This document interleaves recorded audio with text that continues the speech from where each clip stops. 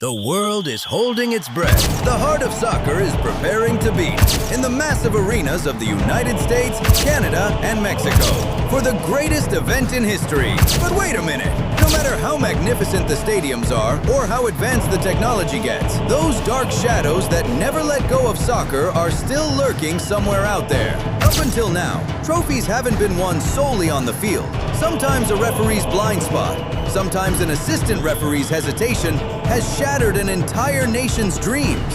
So, will we witness the downfall of a nation at the 2026 World Cup or the triumph of absolute justice? Before it begins, are you on the side of justice or among those who say, football is beautiful because of its mistakes? The year is 2002.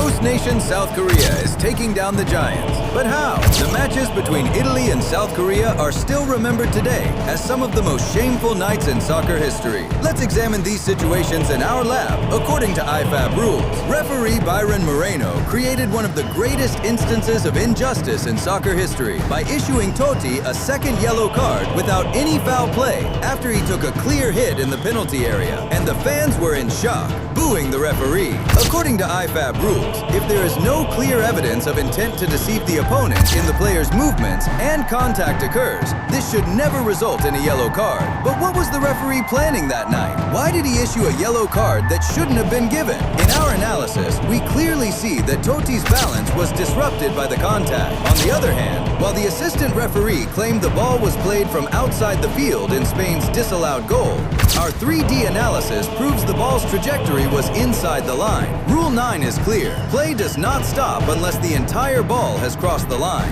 What were these referees after? Why were they depriving the hardworking players of their rights while the stands were filled with tearful fans? Will a similar home field bias be possible on American fields in 2026? Will they pay attention to such advanced cameras and make the right decisions? Or will history repeat itself? Now we will see that the concept of justice is not just about scoring a goal. In 1982, German goalkeeper Schumacher delivered that horrific blow that sent French player Battiston into a coma. The referee, however, effectively caused a scandal by awarding only a goal kick. In our technical analysis, we see that Schumacher did not aim for the ball, but instead launched himself like a bullet directly at the player's chest and face. According to Rule 12, if a player uses excessive force that endangers an opponent's health, this is unquestionably a direct red card. But did these referees discuss something in back rooms or over secret phone calls? Or are they truly unable to analyze the situation properly? Or is their training lacking or insufficient? Modern sensors instantly measure the force of such a collision. In the stadiums of 2026, such brutality would result in a severe penalty within seconds. The referee's classification of this incident as a game accident is the most concrete evidence that the justice system of soccer had collapsed that day. And why are referees who make so many such mistakes selected for the World Cup and the most dramatic farewell in soccer history? Zinedine Zidane in the 2006 World Cup final, when the world's best soccer player suddenly lost his composure and delivered that infamous headbutt to Materazzi's chest. It wasn't just a red card that was issued. Soccer's system of justice was also put to the test. This decision could have been left to the referee's discretion